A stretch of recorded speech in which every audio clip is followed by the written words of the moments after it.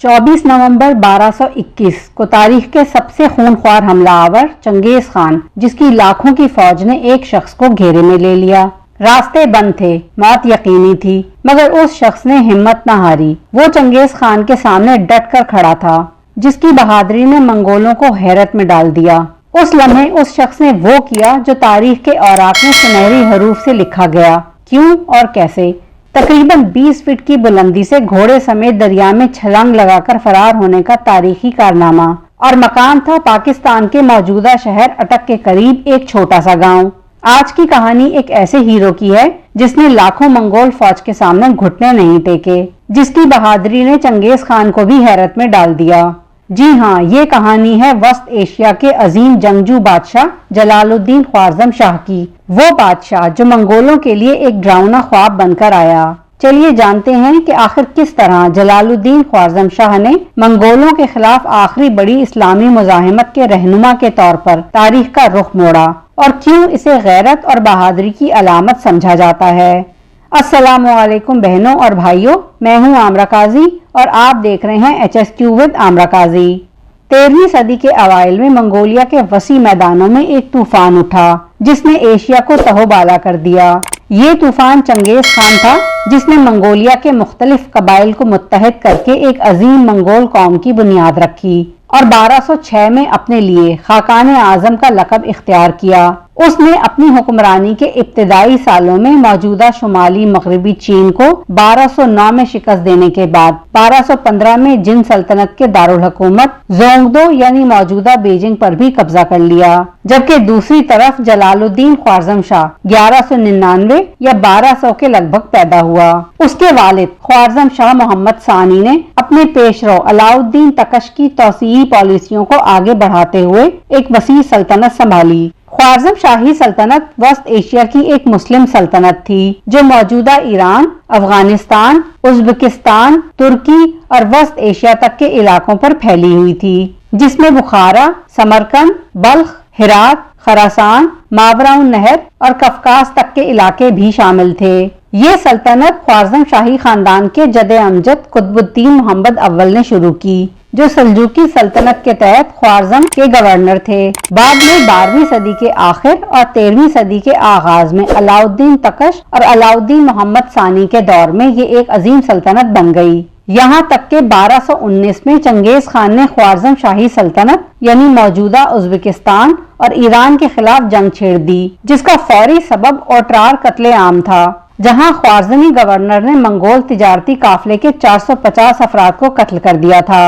Genghis Khan ने इस वाक़े को अपनी सल्तनत की तौहीन समझते हुए 2 लाख फौज के साथ हमला करके सल्तनत को ताराज कर दिया, जिसके नतीजे में बुखारा, समरकंद और गजनी जैसे शहर तबाह हुए और लाखों अफराद कत्ल हो गए। ये मुहिम मंगोल फतूहात का सबसे ज्यादा खूनरेज और तबाहकुन बाब साबित हुई और यूं 1219 से 1221 के दरमियान चंगेज खान की मंगोल फौजों के हमलों ने इस सल्तनत को तबाह कर दिया। जलालुद्दीन के वालिद ख्वारज़म शाह मोहम्मद सानी ने मंगोलों का मुकाबला करने की भरपूर कोशिश की, मगर 1220 में शिकस्त खाकर बहीरा कैस्पियन के जजीरे आप्सकोन में पनाह ली, जहां 1220 में फेफड़ों की बीमारी से उसकी मौत वाक़ई हो गई। जलालुद्दीन ने अपने बाप की वफात के बाद तख्त के दावेदारों यानी अपने भाइयों और उमरा को शिकस्त देकर इक्तदार संभाला और 1231 तक मंगोलों के खिलाफ 12 साल तक मुसलसल मुजाहिमत जारी रखी। जलालुद्दीन ख्वारज़म शाह बहीरा कैस्पियन के जजीरे आप्सक्वान से निकलकर ईरान के शहर तबरेज पहुंचा और यहाँ एक छोटी सी फौज के साथ अफगानिस्तान के शहर गजनी रवाना हुआ, जो कभी इसके बाप की सल्तनत का सूबा था, मगर उस वक्त गजनी कारख्ताई सल्तनत के ज़ेरे असर था। गजनी में जलालुद्दीन ख्वारज़म शाह का मुकाबला मंगोलों की एक छोटी फौज से हुआ, जिसे उसने शिकस्त देकर गजनी पर दोबारा कब्जा कर लिया। 1221 में ये खबर सुनकर चंगेज खान के जर्नैलों तुलाई खान और सबुताई खान ने मौजूदा अफगानिस्तान के शहर बामियान का मुहासरा कर लिया। اس محاصرے کے دوران چنگیز خان کا پوتا موتوکان مارا گیا، جس کے بعد منگولوں نے انتقاماً بامیان شہر کو تباہ کر دیا اور ہزاروں شہریوں کا قتل عام کیا۔ اس واقعے کے بعد چنگیز خان نے بامیان کا نام ماؤ بالغ رکھ دیا، جس کے معنی ہیں بدقسمت شہر۔ دوسری جانب جلال الدین خوارزم شاہ نے 1221 میں پروان کی جنگ میں منگولوں کو شکست دی، لیکن اس کے سرداروں میں مال غنیمت کی تقسیم پر تنازع کھڑا ہو گیا۔ نتیجتاً اس کی فوج ٹوٹ گئی اور وہ صرف 700 سپاہیوں کے ساتھ دریائے سندھ کی طرف بھاگا، لیکن چنگیز خان نے اس کا پیچھا جاری رکھا۔ بالآخر 1221 کے آخر میں دریائے سندھ کے کنارے جلال الدین خوارزم شاہ کا آخری معرکہ منگولوں سے ہوا۔ منگول فوج جس کی تعداد اس کے سپاہیوں سے کہیں زیادہ تھی، لہذا منگول فوج نے جلال الدین کو گھیر لیا۔ جنگ کے ان آخری لمحات میں جلال الدین نے اپنے گھوڑے کو دریا کی طرف دوڑا دیا اور 20 فٹ کی بلند چٹان سے جلال الدین اپنے گھوڑے سمیت دریا میں چھلانگ لگا کر فرار ہونے میں کامیاب ہو گیا۔ منگول جرنیل اس کا مزید پیچھا نہ کر سکے کیونکہ دریا کا تیز بہاؤ اور گہرائی خطرناک تھی۔ چنگیز خان کو جب یہ واقعہ سنایا گیا تو اس نے جلال الدین کی بہادری کو سراہتے ہوئے کہا، باپ کو فخر ہونا چاہیے کہ اس کا ایسا بیٹا ہے۔ یہ واقعہ منگول فتوحات کی تاریخ میں ایک انوکھا موڑ تھا، جہاں ایک شکست خوردہ بادشاہ نے اپنی ذہانت اور جرأت سے دشمن کو حیرت زدہ کر دیا، جس کے بعد چنگیز خان نے ہندوستان پر حملے کی بجائے وسط ایشیا واپس جانے کا فیصلہ کیا اور واپس لوٹ گیا۔ منگولوں سے شکست کھانے کے بعد جب جلال الدین خوارزم شاہ نے 1221 سے 1224 تک سندھ اور پنجاب کے علاقوں میں پناہ لی تو اس نے مقامی حکمرانوں سے خراج وصول کرنے، اپنی فوج کو دوبارہ منظم کرنے اور مضبوط بنانے کے لیے ملتان، اوج شریف اور لاہور جیسے شہروں پر حملے کیے۔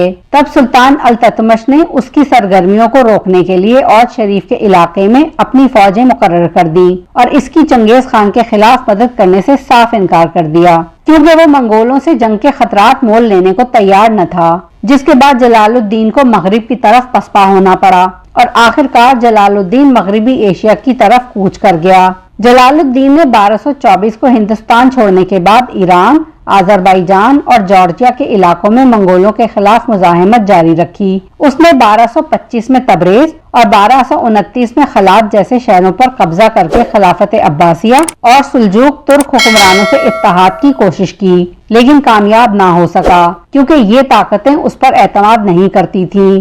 بالآخر 1230 میں سلجوق ترکوں اور خوارزمی اتحادیوں نے یاسی چمن کی جنگ میں جلال الدین کو شکست دی، جس کے بعد اس کی باقی ماندہ فوج بھی منتشر ہو گئی اور یوں اس کی طاقت بھی ختم ہو گئی۔ اس کے بعد منگول فوجیں اوکتائی خان کی قیادت میں اس کے تعاقب میں لگ گئیں اور جلال الدین کو کردستان اور اناتولیہ یعنی موجودہ ترکی کی پہاڑیوں میں پناہ لینی پڑی۔ جلال الدین کو 15 اگست 1231 میں دیار باکر یعنی موجودہ ترکی کے ایک دور دراز پہاڑی علاقے میں ایک کرد جنگجو نے قتل کر دیا۔ کہا جاتا ہے کہ اس کا قاتل منگولوں سے خوفزدہ تھا یا شاید کسی ذاتی دشمنی کی بنیاد پر اس نے یہ اقدام کیا۔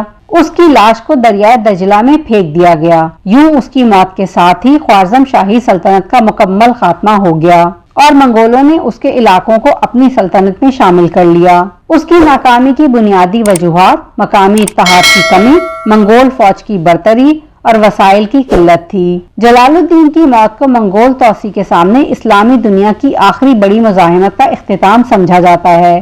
گو کہ جلال الدین خوارزم شاہ نے منگولوں کے خلاف آخری بڑی اسلامی مزاحمت کی قیادت کر کے ان کی پیش قدمی کو عارضی طور پر روکا، مگر اس کی شکست نے خوارزمی سلطنت کے خاتمے اور مشرقی وسطی میں نئی طاقتوں کے عروج کا راستہ ہموار کیا، جبکہ وہ خود تاریخ میں مایوس کن حالات میں ڈٹ جانے کی علامت بنا۔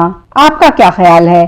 جلال الدین خوارزم شاہ اگر اتحادیوں کی حمایت حاصل کر لیتا تو کیا وہ منگولوں کو شکست دے سکتا تھا، یا دریائے سندھ سے جلال الدین کے فرار نے منگول فوج کی حکمت عملی پر کیا اثر ڈالا؟ اور کامنٹ سیکشن میں یہ بھی ضرور بتائیے کہ جلال الدین کی بہادری کو تاریخ میں اتنی اہمیت کیوں دی جاتی ہے۔ اگر ویڈیو پسند آئی ہو اور معلومات مفید لگی ہوں تو must like, share and subscribe. اللہ حافظ۔